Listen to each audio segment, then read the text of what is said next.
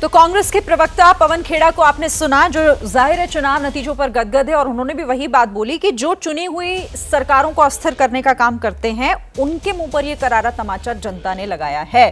राजीव रंजन जी, यही सवाल और इसी के साथ अपनी बात भी आप पूरी कर लीजिए।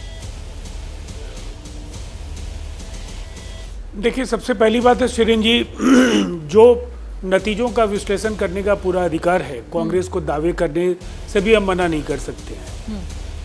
लेकिन मैं इतना जरूर कहना चाहूँगा कि जो लोकसभा का जनादेश है उसकी चर्चा बार बार न करें। वो जनादेश उन्हें विपक्ष में बैठने के लिए था और जनता की सेवा का आशीर्वाद नरेंद्र मोदी जी के नेतृत्व में एनडीए को मिला था। अब ये विधानसभा के जो उपचुनाव के नतीजे हैं ये हैरानी तो पैदा करते हैं, और निसंदेह ये चूँकि पूरे देश के अलग अलग प्रदेशों में चुनाव हुए हैं तो इन्हें स्थानीय स्तर पर केवल कह करके वहाँ के स्थानीय निर्णय के तौर पर हम इसे एक बारगी खारिज नहीं कर सकते हैं। इसे समग्रता के साथ एनडीए को जरूर देखना होगा।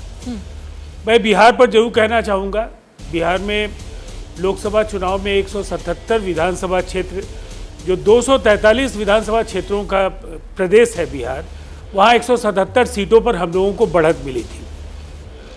इसलिए ये हम लोगों के लिए भी ये एक संदेश है। हम समीक्षा करते हैं जीतने के बाद भी और हारने के बाद भी, उन कारणों को जरूर जानेंगे जिसकी वजह से बेहतर परिणाम नहीं मिल पाए।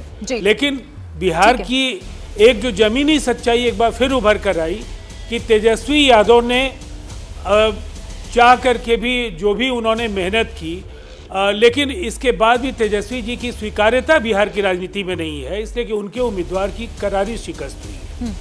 इसीलिए इंडिया ब्लॉक के लिए बिहार में बहुत गुंजाइश नहीं है।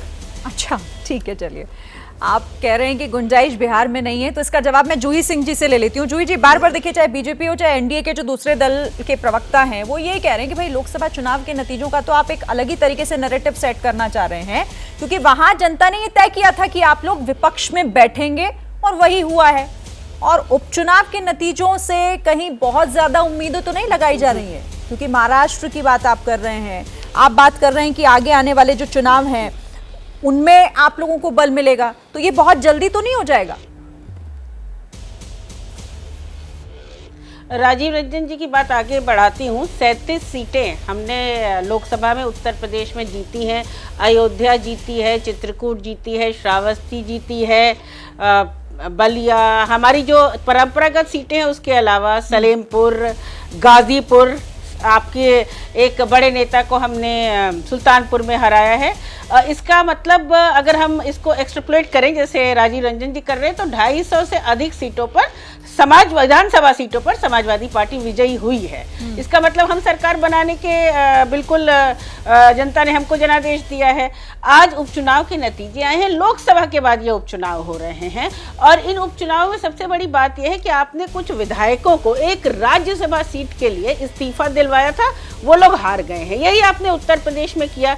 एक राज्यसभा सीट के लिए आपने हमारे बहुत सारे विधायकों को, जो भी कारण हो, मैं इसमें जाना भी नहीं चाहती, आपने अपने तरफ किया और उनसे एक वोट के लिए जिस जनादेश के तहत उनका इलेक्शन हुआ था उससे उन्होंने बेईमानी की। ऐसे विधायकों को जनता सबक सिखाती है। बाकी कोई नैरेटिव सेट नहीं हो रहा है। ये उपचुनाव और लोकसभा उपचुनाव भारतीय जनता पार्टी और इनके सहयोगी जो आज इनके साथ खड़े हैं उस नैरेटिव के खिलाफ एक जनादेश है। अग्निवीर की बात कर लीजिए तो जेडीयू कहती थी ना अग्निवीर खत्म कर दें, तो इनको ये मुद्दा उठाना पड़ेगा। हमें लगता है उठाएंगे भी, ईमानदार पार्टी हैं।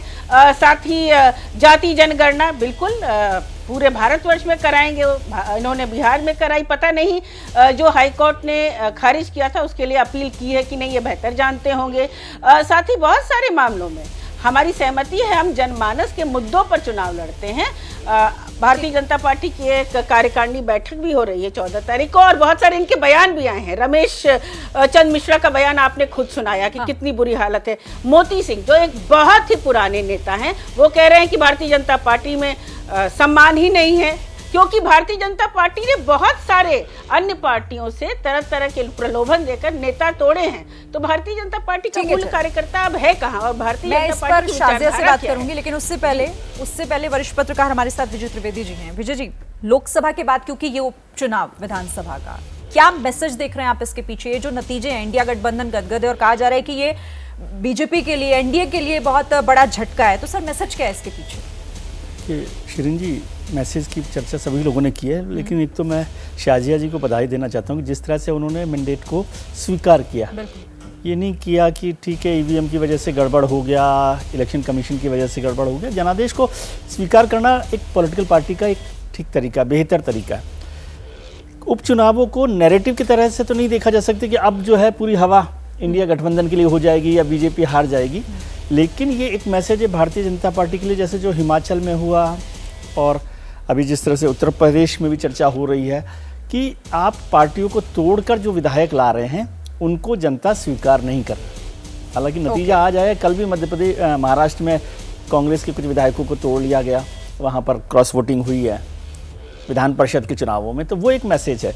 दूसरी बात है कि ये उपचुनाव को मैं ऐसे देखता हूँ कि जैसे आपने फुल बॉडी चेकअप करवाया हो और उसमें बहुत सारे मार्क पर डॉक्टर ने लाइन लगा दी और रेड लाइन कि भाई ये बॉर्डर पर है सारी चीज़ें, अब इनको आपको ठीक करना है।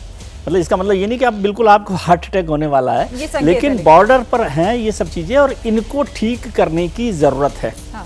भारतीय जनता पार्टी को इन सब बातों के लिए ये मैसेज है और वो उसको ठीक करें, उसको चेक करें। मुझे लगता है समीक्षा जैसे चल रही है, उत्तर प्रदेश में भी चल रही है और जगह भी चल रही है, तो उस पर वो काम करके यदि आगे बढ़ेंगे तो बेहतर कर सकते हैं। क्योंकि अभी हरियाणा का चुनाव, महाराष्ट्र का चुनाव, झारखंड का चुनाव, दिल्ली का चुनाव, ये महत्वपूर्ण चुनाव है विधानसभा के, उसमें किस तरह से इन जो बॉर्डर पर जो हमारी टेस्ट रिपोर्ट है उसको देखकर कैसे कर सकते हैं। लेकिन इसको यही नैरेटिव मान लेना कि अब बिल्कुल खत्म हो गया भारतीय जनता पार्टी का है, वो भी नहीं है। लेकिन इंडिया गठबंधन के लिए अच्छी खबर है और गदगद होना उनके लिए वाजिब है, बनता है। ठीक है।